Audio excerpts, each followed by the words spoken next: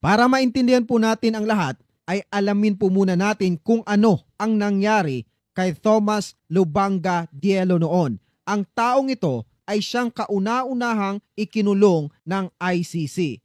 Siya ay isang warlords mula sa Demokratikong Republika ng Congo. At narito ang buong proseso bago siya nakulong. Una ay ang pagsisimula ng investigasyon taong 2004 to 2006. Noong June 2004, formal na sinimulan ng ICC ang investigasyon sa mga krimen sa Ituri, Congo, kung saan kabilang si Lubanga. Pagsapit ng January 2006, inabot pa ng 2 taon. Matapos makalikom ng sapat na ebidensya, naghain na ang ICC ng isang arrest warrants laban kay Lubanga. At pagsapit ng March 2006 ay inaresto at inihatid siya sa ICC. Katulad po ng nangyayari ngayon sa dating Pangulong Duterte.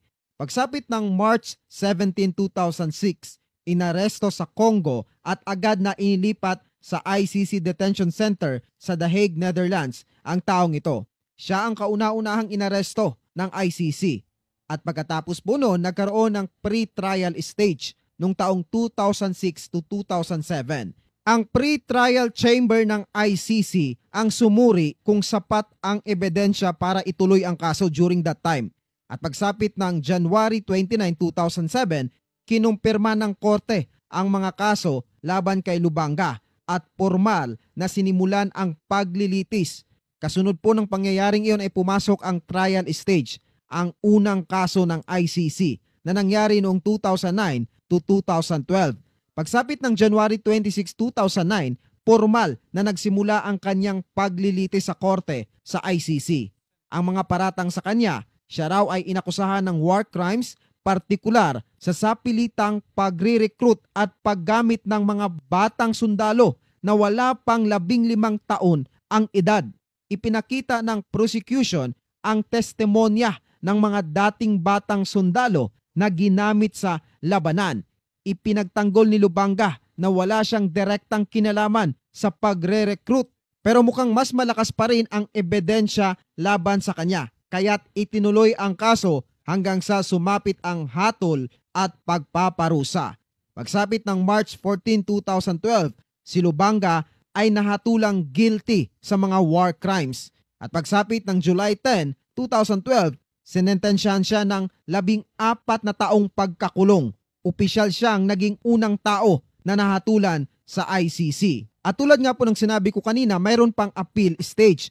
Umapela ang kanyang kampo laban sa hatol. Ngunit, noong December 1, 2014, tinanggihan ng appeals chamber ng ICC ang kanyang apela at nananatili ang hatol. At dahil nga po dito, talagang ibinigay sa kanya ang kanyang sentensya. Pagsapit ng December 19, 2015, inilipat si Lubanga mula sa The Hague patungo sa isang kulungan sa Congo upang ipagpatuloy ang kanyang sentensya.